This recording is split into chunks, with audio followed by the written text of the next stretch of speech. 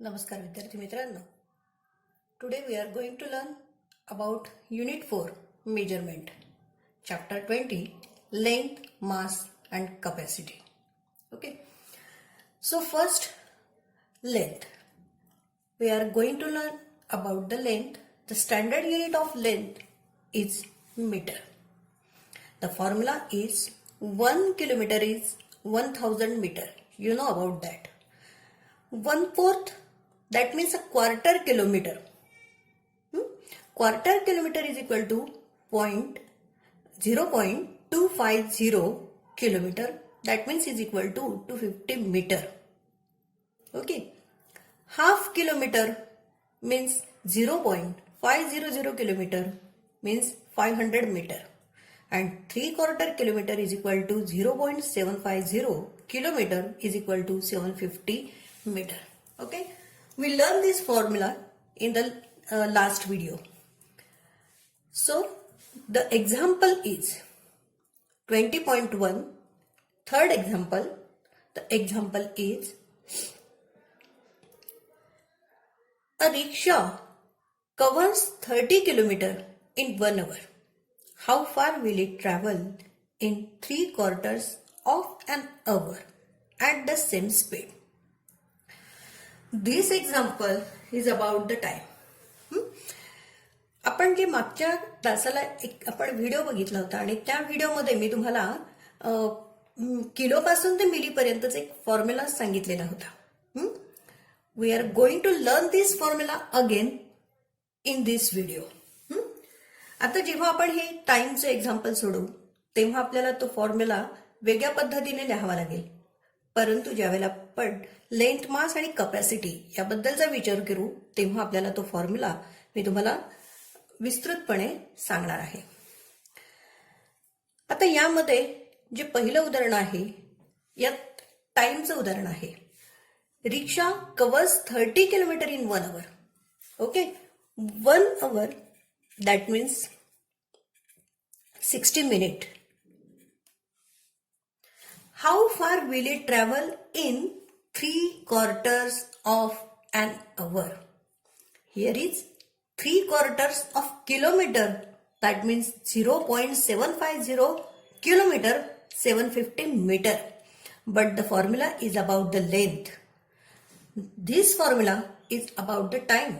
1 hour is equal to 60 minutes. Then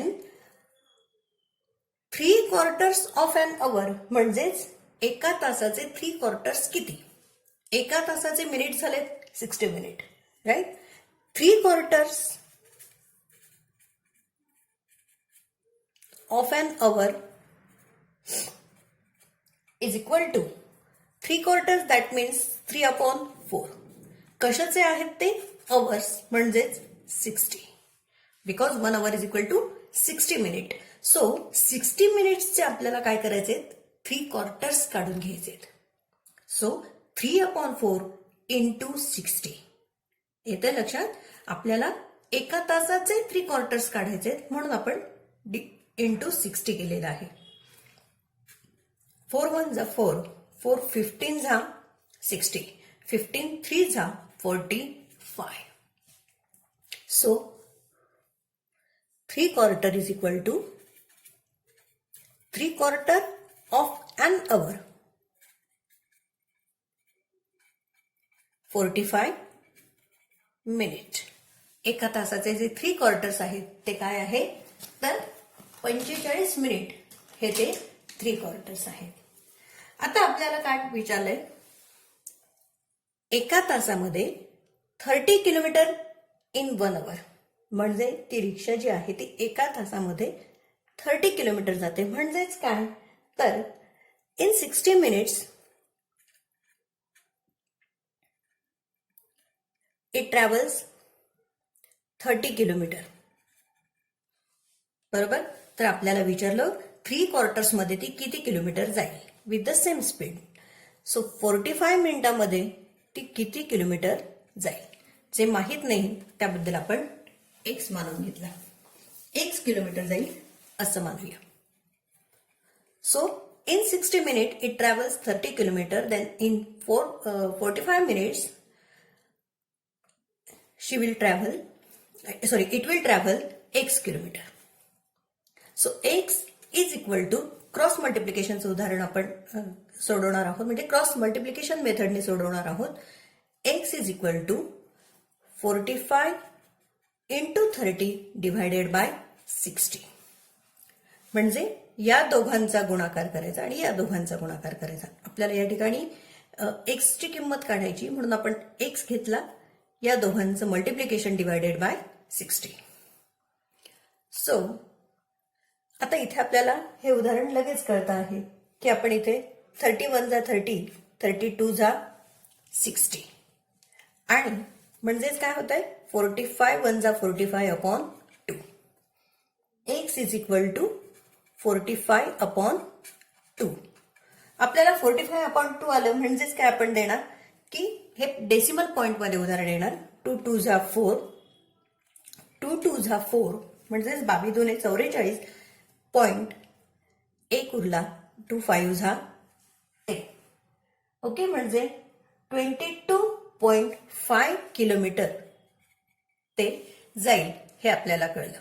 45 मिनिटांमध्ये ती रिक्षा किती किलोमीटर जाईल तर 22.5 किलोमीटर ती रिक्षा जाईल.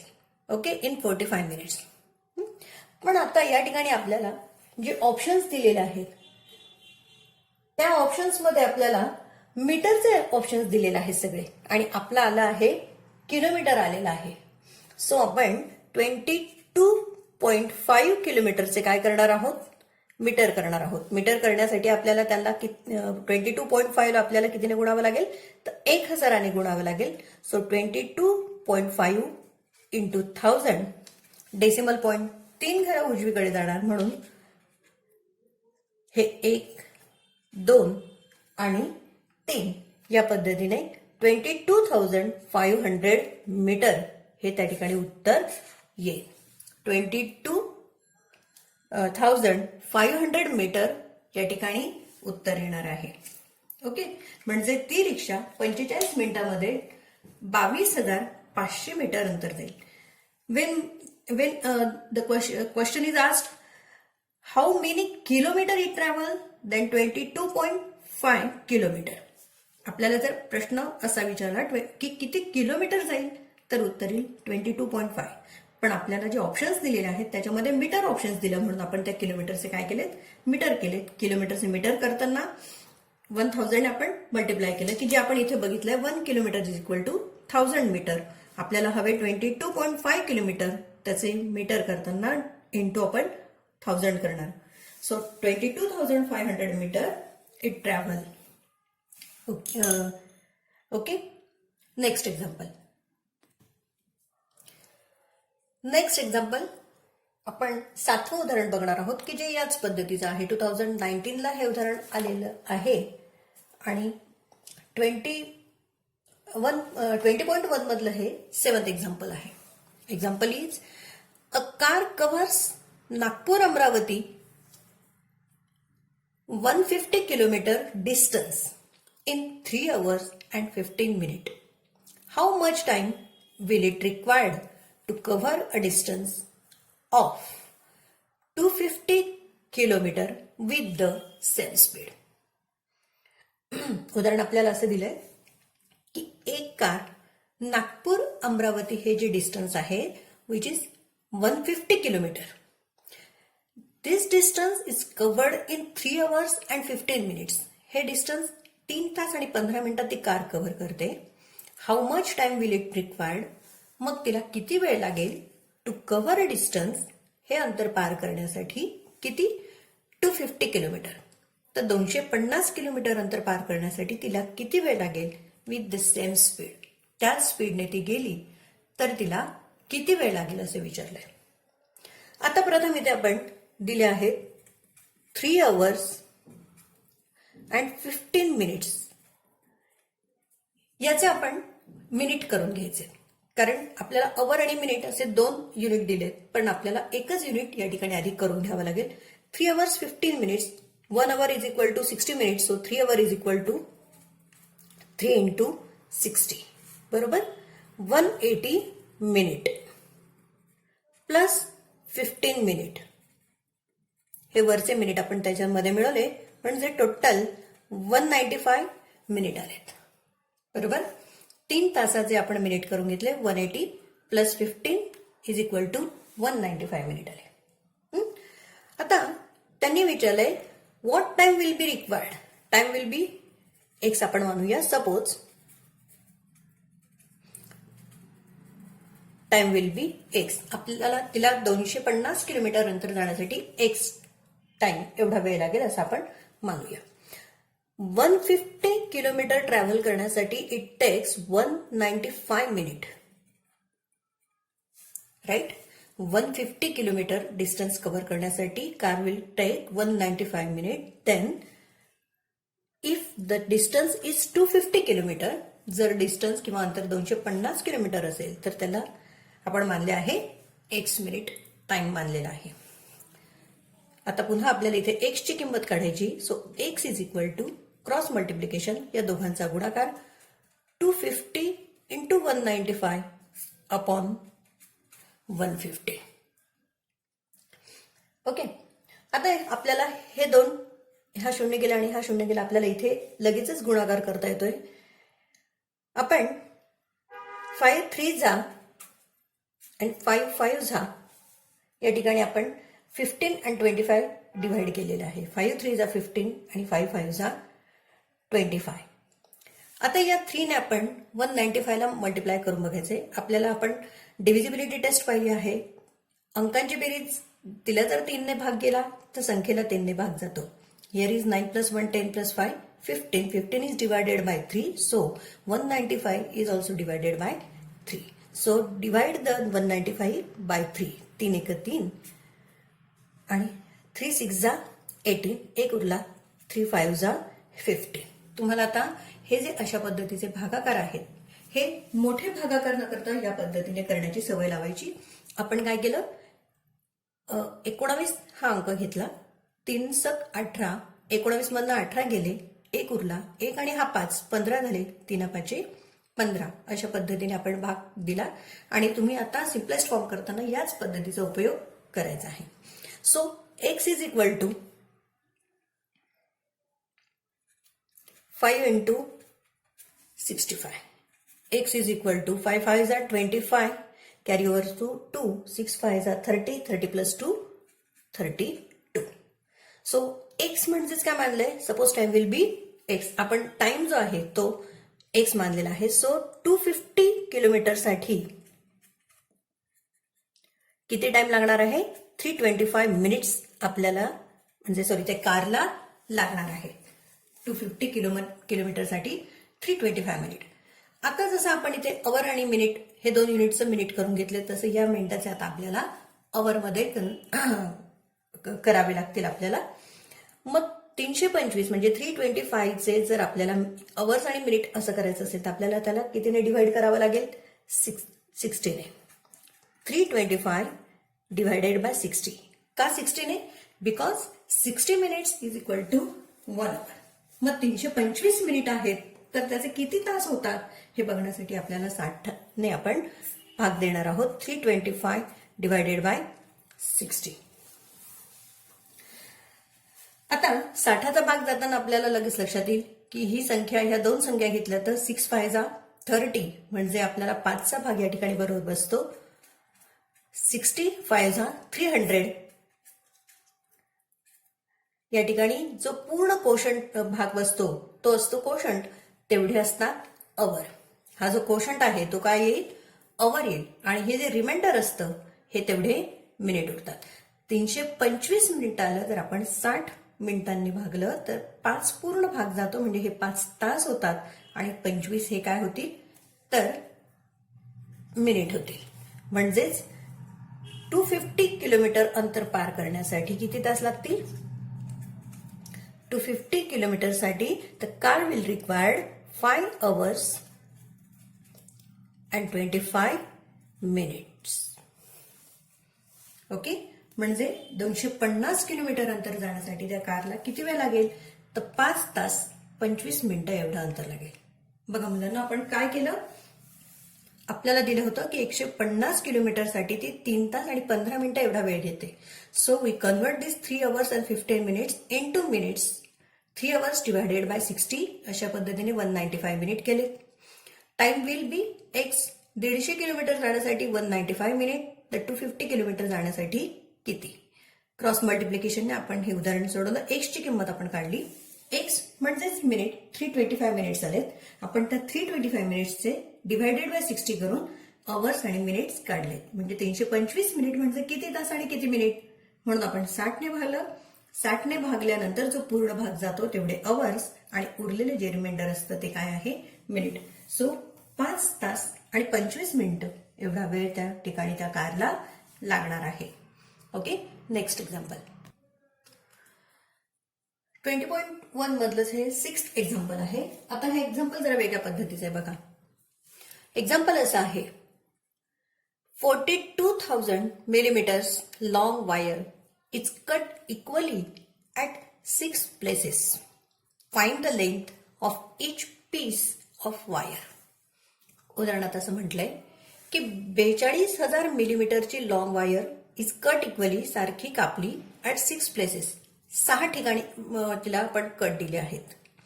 Find the length of each piece of wire. तर प्रत्येक पीसची लेंथ किती आहे, म्हणजे प्रत्येक भागाची लेंथ किती आहे हे त्यांनी आपल्याला विचारलंय. आता यामध्ये इथं त्यांनी काय म्हटलंय? Cut equally at 6 places.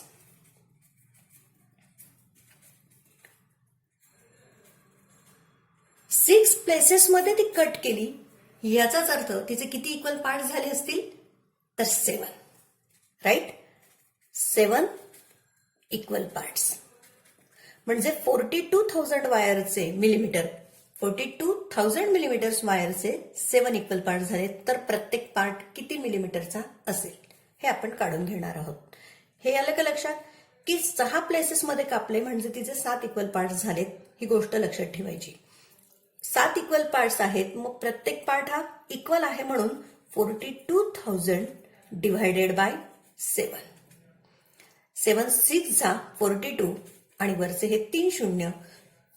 So प्रत्येक पार्ट हा 6,000 मिलीमीटरचा आहे. बरोबर, प्रत्येक पार्ट हा 6,000 मिलीमीटरचा आहे. पण या उदाहरणामध्ये जर आपण बघितलं तर आपल्याला जे ऑप्शन्स दिलेले आहेत तिथे कुठेही 6,000 मिलीमीटर असं नाहीये. दोन ऑप्शन्स जे आहेत ते 700 मिलीमीटर आणि 600 मिलीमीटरचे आहेत, पण आपलं उत्तर 6,000 मिलीमीटर आहे. आणि 2 ऑप्शन्स मीटरचे आहेत. So 6,000 millimetre we have to convert this millimetre into metre divided it by 1000. आपल्याला 6,000 मिलीमीटरचे मीटर करून घ्यावे लागतील. मिलीमीटरचे मीटर करताना कितीने भागावं लागतं? तर 1,000ने भागावं लागतं. 6,000 millimetre divided by 1000 is equal to, हे 3 शून्य गेले आणि हे 3 शून्य गेले, 6 मीटर. या मिलीमीटरचे आपण कन्व्हर्जन कशात केलं? तर मीटरमध्ये कन्व्हर्जन केलं 1,000ने भागून. म्हणजे ऑप्शन आहे 6 मीटर, जे 4th ऑप्शन आहे ते आपलं करेक्ट अल्टरनेटिव्ह आहे. 2017 मध्ये हा क्वेश्चन येऊन गेला आहे. आता या ठिकाणी ज्यावेळेला आपण मुलांना मिलीमीटरमध्ये उत्तर काढतो तर आपली कन्सेप्ट अशी असते की उत्तर हे मिलीमीटर मधलंच असेल, आणि म्हणून त्यांनी आपल्याला फसवण्यासाठी 2 मिलीमीटरचे ऑप्शन्स दिलेत आणि 2 मीटरचे ऑप्शन्स दिलेत. पण ज्यावेळेला आपलं उत्तर 6,000 येतं आणि ऑप्शनमध्ये 600 मिलीमीटर आहे, तेव्हा आपण घाईघाईत चूक करू शकतो की आपण डायरेक्ट 600 बरोबर असेल म्हणून आपण ते ऑप्शन चूज करतो. पण विचार करायचा की आपलं उत्तर जे आहे ते मिलीमीटरमध्ये असलं तरी आपण मीटरमध्ये आपण त्याचं कन्व्हर्जन करून उत्तर बरोबर येतं का, ही एक स्टेप मात्र आपण नेहमी करून बघायची. घाईघाईत उत्तर किंवा ऑप्शन्स चूज करायचे नाही. आपण मिलीमीटरचे जेव्हा मीटर केले तेव्हा 6 मीटर हे उत्तर आलं, आणि हे ऑप्शन त्या ठिकाणी आहे 4th ऑप्शन म्हणजे 4th अल्टरनेटिव्ह हे 6 मीटर आहे, म्हणजे ते करेक्ट ऑप्शन आहे. मग अशाच प्रकारचं आणखी एक उदाहरण आहे बघा. हे 8वं उदाहरण आहे. 30 metre long rope is cut at 5 places. Same example. What will be the length of 2 pieces? आता ही 30 मीटरची वायर आहे किंवा रोप आहे, दोरी आहे, ती कट ॲट 5 प्लेसेस म्हटली. 5 प्लेसेस मध्ये कट झाली म्हणजे इक्वल पार्ट्स किती आले तिचे? 6 पार्ट्स आले. ही गोष्ट लक्षात ठेवायची. किती पार्ट्स आले? 6 पार्ट्स. सो प्रत्येक पार्ट कितीचा असेल? 30 डिवायडेड बाय 6, 5 मीटरचा प्रत्येक पार्ट असेल. बरोबर. 30 मीटरची वायर जे 6 जर इक्वल पार्ट असतील तर प्रत्येक पार्ट कितीचा असेल? 30 divided by 6 is equal to 5 मीटरचा. आपल्याला काय विचारलंय? 2 पीसेस. सो 5 इंटू 2, 10 मीटर ही 2 पीसेसची काय असणार आहे? लेंथ असणार आहे, लांबी असणार आहे. 2 पीस मिळून किती होणार आहे? तर 10 मीटर त्या ठिकाणी होणार आहे. म्हणजे हे यामध्ये सेकंड ऑप्शन जे आहे ते बरोबर उत्तर आहे. 2019ला अशा प्रकारचा प्रश्न हा येऊन गेलेला आहे. ओके. मग आता तुमच्या लक्षात आलं की जर ती जेवढ्या प्लेसेसमध्ये ती कट केलेली असते त्याच्या पुढे एक घ्यायचा, तेवढे इक्वल पार्ट्स होतात. बरोबर. आणि मग ते इक्वल पार्ट्स त्याच्याने आपल्याला भागून प्रत्येक पीसची लांबी आपल्याला काढता येते. Next example. आता विद्यार्थी मित्रांनो, हे आपण आतापर्यंत जी वर्ड प्रॉब्लेम्स बघितले ती कशी सॉल्व्ह करायची हे बघितलं. परंतु 20.1 आणि 20.2 मध्ये काही फॉर्म्युलेज आहेत की जे आपल्याला ते एक्झाम्पल सॉल्व्ह करण्यासाठी काही फॉर्म्युले आपल्याला माहीत असणं खूप गरजेचं आहे. आपण मागच्या व्हिडिओमध्ये ती फॉर्म्युलेज बघितले, पण आज आपण डीपमध्ये त्याचा अभ्यास करणार आहोत. तुम्हाला मी परत एकदा हा चार्ट त्यासाठी मी बनवला आहे, तो नीट बघा. यामध्ये खूप डिटेल्समध्ये आपण ते फॉर्म्युले आहेत ते कसे वापरायचे आणि किती सोप्या पद्धतीने आपल्याला हे कन्व्हर्जन करता येईल हे या फॉर्म्युलामधनं लगेचच आपल्याला कळणार आहे. आपण मागच्या व्हिडिओमध्ये काय पाहिलं होतं? मी तुम्हाला असं सांगितलं होतं की 1 millimetre is equal to 10 centimetre. 1 centi is equal to 10 centimetre. त्या ठिकाणी आपण हा फॉर्म्युला असा पाहिला होता. 10 milli is equal to 1 centi. 10 centi is equal to 1 deci. 10 deci is equal to 1 metre. 10 metre is equal to 1 deca. 10 deca is equal to 1 hecto. And 10 hecto is equal to 1 kilo. हा formula आपण मागच्या वेळेला बघितला होता की या ठिकाणी आपण जसं जसं जातो तशी तशी 10-10ने यांच्यामध्ये कशा पद्धतीने हे 10 घेतलेत, म्हणजे 10 मिली जर आपण घेतले तर 1 सेंटी तयार होतो. 10 सेंटी जर आपण घेतले तर त्याचा 1 डेसी तयार होतो. 10 डेसी घेतले तर एक त्याचा मीटर तयार होतो. 10 मीटर घेतले तर 1 डेकामीटर होतो. 10 डेकामीटर घेतले तर 1 हेक्टोमीटर होतो. 10 हेक्टो घेतले तर 1 किलो होतो. हा फॉर्म्युला आपण मागच्या वेळेला बघितला होता. आता याच फॉर्म्युल्यावरनं आपण एक फॉर्म्युला तयार केलेला आहे, तो बघणार आहोत. आता या फॉर्म्युल्याप्रमाणे आपण काय करत आहोत बघा. मी इथे लिहून घेतले milli centi deci metre deca hecto kilo. हे युनिट्स आहेत. आता हे जे मधलं मीटर आहे हे मीटर म्हणूनही वापरतात, ग्रॅम म्हणूनही इथे यूज करता येईल आणि लिटर असंही वापरलं जातं. म्हणजेच कसं? Millimetre, milligram, millilitre. Centimetre, centigram, centilitre. Decimetre, decigram, decilitre. Decametre, decagram, डेकालिटर.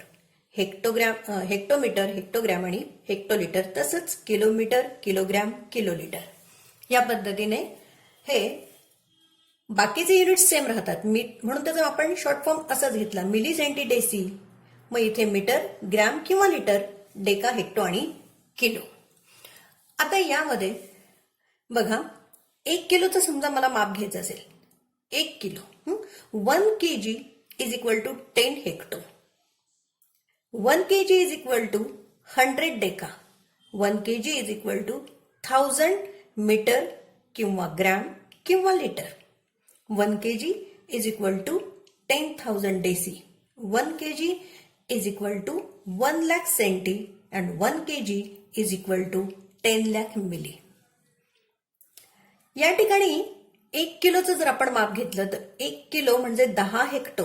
जे आता आपण पाहिलं की ज्या वेळेला मी या ठिकाणी 10 हेक्टो हे माप घेईल तेव्हा ते काय होतंय 1 किलो होतंय. 10 milli 1 centi, 10 centi 1 deci, 10 deci 1 gram किंवा मीटर किंवा litre, 10 metre 1 deca, 10 deca 1 hecto आणि 10 hecto is equal to 1 kilo. Same आपण ते या पद्धतीने मांडलेलं आहे की 1 kg is equal to 10 hecto is equal to 100 deca is equal to 1000 metre is equal to 10,000 deci is equal to 1 lakh senti is equal to 10 lakh milli. म्हणजे 1 kilo मध्ये जर आपण एकच युनिट किंवा एकच आपल्याला फॉर्म्युला सगळ्या याच्यामध्ये आपल्याला कन्व्हर्ट करायचा असेल तर कशा पद्धतीने होतो. तर इथे 10 हेक्टो होतो, त्याला 10 ने मल्टिप्लाय केले की 100 डेका, 100 ला पुन्हा 10 ने मल्टिप्लाय केलं की 1000, त्याला 10 ने मल्टिप्लाय केलं की 10,000 deci, multiply by 10 1 lakh centi, multiply by 10 10 lakh milli. म्हणजे 1 किलो बरोबर या पद्धतीने जर माप आपण त्या ठिकाणी आपल्याला मिळतंय. मग याच्यावरून आपल्याला लगेच कळतं की इकडून इकडे जाताना आपण काय करतोय गुणाकार करतोय. किलोपासनं मिलीकडे जाताना आपण काय करणार आहोत गुणाकार. आणि प्रत्येक भाग किंवा प्रत्येक युनिट ज्यावेळेला चेंज कन्व्हर्जन होत आहे त्याचं त्यावेळेला इंटू 10 इंटू 10 इंटू 10 असं जातं जेव्हा ते इथून इथे जातं. हेक्टोकडून डेकाकडे जाताना मल्टिप्लाय बाय 10, डेकाकडून मीटरकडे जाताना मल्टिप्लाय बाय 10, इकडून डेसीकडे जाताना मल्टिप्लाय बाय 10 आणि डेसीकडून सेंटीकडे जातानाही मल्टिप्लाय बाय 10. आता ज्या वेळेला हे मिलीकडून किलोकडे जाईल त्यावेळेला ते कसं असेल. when there is 1 milli divided by 10 0.1 centi divided by 10 0.01 deci divided by 10 0.001 meter, then divided by 10 0.0001 divided by 10 0.00001 divided by 10 0.000001. How many places are there? बघा इथे 1 प्लेस आहे पण इथे इकडून इकडे येताना 1 मिलीपासनं सेंटी घेताना 1 प्लेस झाली.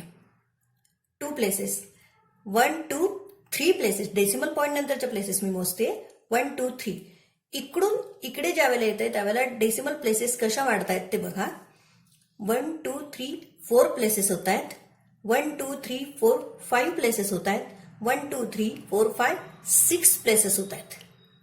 ओके, इकडून इकडे येताना आपण डिव्हाइड करतोय आणि डेसिमल पॉईंटच्या पुढे तेवढ्या प्लेसेस वाढत जात आहेत.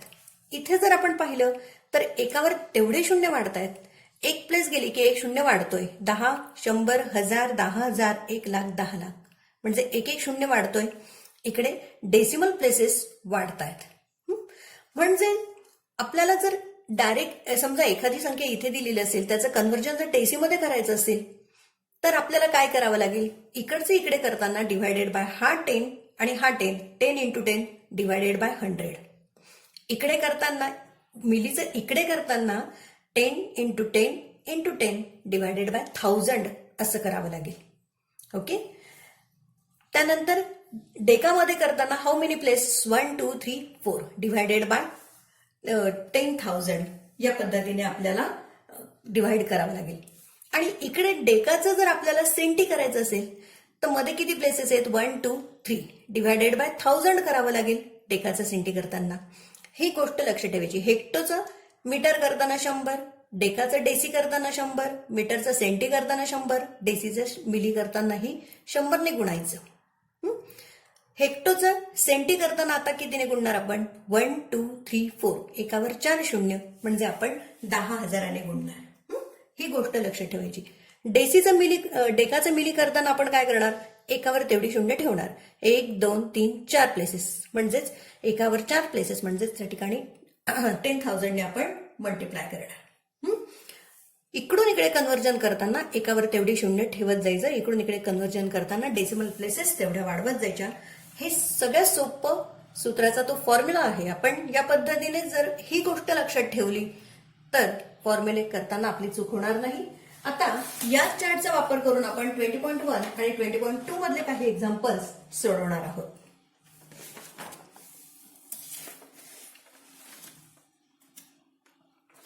या ठिकाणी 20.1 मधलं एक्झाम्पल बघा. 480 centimetre is equal to how many decametre. अशा पद्धतीचं हे 20.1 मधलं एक्झाम्पल आहे. आता जे आपण सगळी उदाहरणं बघणार आहोत मुलांनो, ही सगळी आता आपण जो फॉर्म्युला शिकला आहोत बघितला आहे त्यावरची ही सगळी उदाहरणं आपण आता बघणार आहोत. आता या ठिकाणी 480 सेंटीमीटर म्हटलं आहे आणि या सेंटीमीटरचे आपल्याला विचारले त्यांनी 480 centimetre is how many decametre. आता बघा आपण चार्ट बघणार आहोत परत. या ठिकाणी हा चार्ट आपण बघितला आहे. विचारला आहे आपल्याला 480 सेंटीमीटर. आपण इथे सेंटीमीटर मध्ये बघणार आहोत. बघा हा 480 सेंटीमीटर इथे आहे. सेंटीमीटरचे आपल्याला काय विचारले त्यांनी, तर डेका विचारले. बघा आता सेंटीमीटरचे डेका विचारले. इकडून आपल्याला इथे जायचे बरोबर. इकडून इकडे जाताना 10 इंटू 10 इंटू 10 कितीने भागावं लागेल, 1000 ने भागावं लागेल. मी तुम्हाला सांगितलं की आता आपण बघितलं की इकडून इकडे जाताना गुणायचं, पण इकडून इकडे येताना मात्र काय करणार आपण, भागणार आहोत. आपल्याला सेंटीचे डेसी करताना किती प्लेसेस आहेत, 1, 2 आणि 3. So 10 into 10 into 10 is equal to 1000. So आपल्याला 480 सेंटीचे डेका करताना 1000 ने भागावं लागणार आहे. Okay. So 480 centimetre divided by 1000. आता 1000 ने भागायचं म्हणजे काय, तर या ठिकाणी ही पूर्ण संख्या आहे आणि पूर्ण संख्येच्या उजव्या बाजूला डेसिमल पॉइंट असतो असं आपण बघितलं. हा इंटिग्रल पार्ट झाला. भागायचं म्हणून एकावर जेवढी शून्य डेसिमल प्लेसेस तेवढे घर डावीकडे जातं. सो 480 एकावर 3 शून्य म्हणून डेसिमल प्लेसेस 3 घर डावीकडे, 1, 2, 3. त्यानंतर decimal point 0. Okay. So integral part आता 0 आलेला आहे, इंटिजर 0 आलेला आहे. 0.480 डेकामीटर आले लक्षात. आता यामध्ये जे ऑप्शन्स आहेत 20.1 मधलं हे जे पहिलं एक्झाम्पल आहे, ऑप्शन मध्ये मात्र आपल्याला 0.480 डेका हे ऑप्शन्स नाही आहे तिथे. तर या ठिकाणी ते ऑप्शन्स आहे 0.48. म्हणजे त्यांनी हा जो शून्य आहे हा शून्य दिलेला नाही. फक्त हे या पद्धतीने आपल्याला ऑप्शन त्या ठिकाणी दिलेला आहे 48. या पुढच्या शून्याला काही किंमत नाहीये, ते दिलं नाही दिलं तरी चालेल, हे आपण पाहिलंच आहे. त्यामुळे हे शून्य नसला नाही दिला तरी 48 आपल्याला मिळत आहे. So answer is 0.48 decametre. आलं लक्षात. सेंटीमीटरचे डेकामीटर करताना कुठलंही कन्व्हर्जन करताना जर फॉर्म्युले वापरले तर आपलं उदाहरण कधीच चुकणार नाही. आता या ठिकाणी सेकंड एक्झाम्पल आहे बघा. Right 12 metre 3 millimetre in decimal form. आपल्याला 12 मीटर 3 मिलीमीटर हे डेसिमल फॉर्म मध्ये लिहायचे आहेत, म्हणजे डेसिमल फ्रॅक्शन मध्ये आपल्याला लिहायचे आहे. आता 3 मिलीमीटर 2 युनिट आहे, मीटर आणि मिलीमीटर आहे. मग मिलीमीटरचे आपण काय करून घेणार आहोत, मीटर करणार आहोत. पुन्हा आपण हा फॉर्म्युला वापरणार आहोत. बघा या ठिकाणी आपल्याला 3 मिलीमीटर दिलेले आहेत. MM मिली म्हणजे मिलीलीटर म्हणा, मिलीमीटर म्हणा, 3 MM दिलेले आहेत. या 3 मिलीमीटरचे आपल्याला इथे मीटर करायचे आहे. हे मिली दिले आहेत, मिलीचे आपल्याला काय करायचे आहेत, मीटर करायचे आहेत. इकडून इकडे यायचं म्हणजे आपल्याला भागाकार. या ठिकाणी इकडून इकडे येताना आपण भागाकार करतो, इकडून इकडे जाताना गुणाकार. पण मिलीचं आपल्याला जर मीटर करायचे असेल तर आत्ताच आपण पाहिलं की किती प्लेसेस आहेत, आपल्याला डेसिमल प्लेसेस किती घ्यावे लागतील, 10 इंटू 10 आणि 10 म्हणजे एकावर 3 शून्य म्हणून आपल्याला 1000 या ठिकाणी भागावं लागणार आहे. बरोबर. या ठिकाणी 3 डेसिमल प्लेसेस आल्या पाहिजे, कारण आपण काय करणार आहोत, या मिलीमीटरचे मीटर करणार आहोत. या ठिकाणी किती डेसिमल प्लेसेस आल्या पाहिजेत, 10, 10 आणि 10 म्हणजेच 3 डेसिमल प्लेसेस आल्या पाहिजे. आपण 1000 ने या ठिकाणी भागणार आहोत. 3 millimetre is equal to how many metre असं ते उदाहरण आहे. So 3 MM divided by 1000. 1000 ने भागताना आपल्याला पुन्हा आता मी तुम्हाला सांगितलं की एकावर 3 शून्य, सो डेसिमल प्लेसेस किती घर डावीकडे येणार, 3. 1 आपण इथेच लिहूया, 1, 2 3 पॉईंट आणि इथे इंटिग्रल पार्ट काहीच नाही म्हणून 0. सो 0.003 हा काय आला? मीटर आला. आपण मिलीमीटरचं कन्व्हर्जन मीटरमध्ये केलं. कशाने भागून? 1000ने भागून. कशा पद्धतीने भागितलं किंवा का 1000 वापरला तर आपण फॉर्म्युलामध्ये ते पाहिलेलं आहे. So 3 divided by 1000 is equal to 0.003 metre आणि आपले 12 मीटर आहेच. हे आपल्याला डेसिमल फॉर्ममध्ये लिहायचे. सो 12.003 मीटर हे उत्तर त्या ठिकाणी डेसिमल फॉर्ममध्ये लिहिता येईल. म्हणजे हे आपलं ऑप्शन बरोबर आहे. आता next example. 360 gram make how many kilogram. पुन्हा आपण या ठिकाणी हा फॉर्म्युला बघणार आहोत. फॉर्म्युला बघा. आपल्याला 360 ग्रॅमचे किलोग्रॅम करायचे आहेत. या ठिकाणी ग्रॅम आहेत आणि त्याचे आपल्याला इकडे जायचे किलोग्रॅम करायचे आहेत. मग ग्रॅमचे किलोग्रॅम करताना आपण या ठिकाणी काय करणार आहोत तर 10 into 10 into 10 आपण पुन्हा 1000ने भागणार आहोत. किलोग्रॅमचे ग्रॅम करताना 1000ने गुणायचं. ग्रॅमचे किलोग्रॅम इकडून इकडे जाताना आपण बघा या ठिकाणी आपण पाहिले की भागाकार करतो इकडून इकडे येताना. या ठिकाणी आपल्याला ग्रॅमचे किलोग्रॅम करायचे म्हणून आपण किती प्लेसेस आहेत? 1 2 3. म्हणजेच या ठिकाणी आपल्याला 3 प्लेसेस आहेत. म्हणजेच एकावर 3 शून्य म्हणजेच 1000ने आपण भागणार आहोत. सो 360 ग्रॅम डिवायडेड बाय 1000 त्याचे आपल्याला किलोग्रॅम करायचे. 360 डिवायडेड बाय 1000 आपल्याला माहिती आहे 360 लिहून घेणार आहोत. How many decimal places are there? 3. 1 2 3 because there are 3 zeros on 1. So आपले जे डेसिमल प्लेसेस आहेत त्या पॉईंट नंतर 3 डेसिमल प्लेसेस आल्या पाहिजेत. 1 2 3 0.360. ओके. सो 0.360 किलोग्रॅम हे आपलं उत्तर असणार आहे. Okay. Next example. 4th example आहे मुलांनो हे. आता हे एक्झाम्पल थोडंसं आपल्याला अवघड वाटेल पण जर चार्ट आपल्यासोबत असेल आपण जो आता फॉर्म्युला शिकला तो जर आपल्यासोबत असेल तर आपल्याला हे उदाहरण अजिबात कठीण वाटणार नाही. एक्झाम्पल कसं आहे बघा. 0.09 kg that means kilogram plus 0.5 gram minus 120 milligram. तिन्ही ठिकाणी बघाल तर इथे किलोग्रॅम आहे, इथे ग्रॅम आहे आणि इथे मिलीग्रॅम आहे. 3 वेगवेगळे युनिट आहेत. मग आपण काय करणार की या सगळ्यांचं कन्व्हर्जन मिलीग्रॅम मध्ये करून घेणार. सो फर्स्ट आपण हा जो फॉर्म्युला आहे किलोग्रॅमचे आपण आधी ग्रॅम करून घेऊया. बघा आता या ठिकाणी किलोग्रॅमचे आपल्याला ग्रॅम करायचे आहेत. इकडून इकडे जायचंय. इकडून इकडे जाताना काय करावा लागतो? गुणाकार. एकावर त्या ठिकाणी 10 into 10 into 10 म्हणजे किती आले? 1000. 1 किलोचे ग्रॅम करायचे आहेत. बघा 1 kg is equal to gram मध्ये काय आलेलं आहे? 1000 gram. 1 kg is equal to 1000 gram हे आपल्याला माहित आहे. मग आपण याच पद्धतीने आपण ग्रॅम मध्ये कन्व्हर्जन करून घेणार आहोत. 0.09 kg इंटू 1000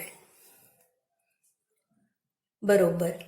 आता 1000ने गुणायचं म्हणजे आपण काय करणार आहोत? डेसिमल प्लेसेस 3 घरं उजवीकडे. नेहमी लक्षात ठेवा गुणताना 3 प्लेसेस उजवीकडे जायचं आणि भागताना 3 प्लेसेस म्हणजे 1000ने भागताना 3 प्लेसेस डावीकडे जाणार. आपल्याला 1000ने मल्टिप्लाय करायचं आहे. सो 3 प्लेसेस आपण राईट साईड जाणार आहोत. इथे आपण 1 प्लेस आहे डेसिमल पॉईंट नंतर 1 प्लेस, 2 प्लेस आणि 3 प्लेस म्हणजे 1 2 आणि 3 3 प्लेसेस गेलो. आता ह्या ज्यावेळेला हे पूर्ण संख्या येईल त्यावेळेला मागच्या शून्याला काही अर्थ नसतो. म्हणजेच काय होईल? फक्त 90 ग्रॅम होईल. आपण या ठिकाणी फक्त आधी त्याचं कन्व्हर्जन ग्रॅम मध्ये केलंय. आता या ग्रॅमचं कन्व्हर्जन आपल्याला कशात करायचंय? मिलीग्रॅम मध्ये करायचंय. बघा या ठिकाणी पुन्हा आपण तो चार्ट काढणार. हा ग्रॅम याचं कन्व्हर्जन आपल्याला कशात करायचंय? मिलीग्रॅम मध्ये करायचंय. इकडून इकडे जाताना आपण गुणाकार करणार हे बघितलं. आता कितीने गुणावं लागेल? 10 100 1000 बरोबर. 10 into 10 into 10 म्हणजे आपल्याला कितीने गुणावं लागेल तर 1000 गुणावं लागणार आहे. एकावर किती शून्य? 3 शून्य, म्हणून 1000 आपण त्या ठिकाणी गुणणार. किंवा ग्रॅमचं मिलीग्रॅम करताना. ग्रॅमचं आपण इथे डेसिग्रॅम करताना गुणिले 10 करणार. डेसीचं सेंटी करताना गुणिले 10 म्हणजे 10 गुणिले 10 100 आणि सेंटीचं मिली करताना गुणिले 10 म्हणजे 100 गुणिले 10 1000. अशा पद्धतीने आपण ग्रॅमचे मिलीग्रॅम करताना 1000 गुणणार आहोत. So 90 into 1000 is equal to 1 आणि हे 3. 90,000 या ठिकाणी काय आले तर मिलीग्रॅम आलेत. Okay, 90,000 milligram. त्यानंतर आता दुसरं जे आहे त्याच्यामध्ये हे 0.5 ग्रॅम. याचे मिलीग्रॅम करताना आपण किती करणार? 1000 गुणणार. कारण आपण पाहिलं ग्रॅमचे मिलीग्रॅम करताना आपल्याला कितीने गुणावं लागतं? 1000. सो 0.5 ग्रॅम बरोबर 0.5 into 1000 बरोबर 1 डेसिमल प्लेसेस आहेच, अजून 2 द्यायच्या म्हणजे 3. या ठिकाणी 500 मिलीग्रॅम झालेत. 0.09 kilogram is equal to 90,000 milligram. 0.5 gram is equal to 500 milligram आणि 120 मिलीग्रॅम ऑलरेडी दिलेत. बरोबर. या दोघांची काय करायची? ऍडिशन करायची. सो 90,000 प्लस 500 या ठिकाणी आपण ऍडिशन करणार आहोत, कारण आपल्याला या दोघांची काय करायची आहे? ऍडिशन करायची. 90,500 मिलीग्रॅम हे आपल्याला या दोघांचे मिळत आहेत. So 90,000 plus 500 is equal to 90,500 milligram हे आपल्याला मिळत आहे. यामधनं आपल्याला किती मायनस करायचे? 120 मिलीग्रॅम. सो 90,500 मायनस 120 मिलीग्रॅम हे आपल्याला सबट्रॅक्ट करायचे आहे. बरोबर. मग या ठिकाणी आपण हा 0 मायनस 0 0 आपण नेहमीप्रमाणे जे वजाबाकी करतो या पद्धतीने आपण ही वजाबाकी करणार आहोत.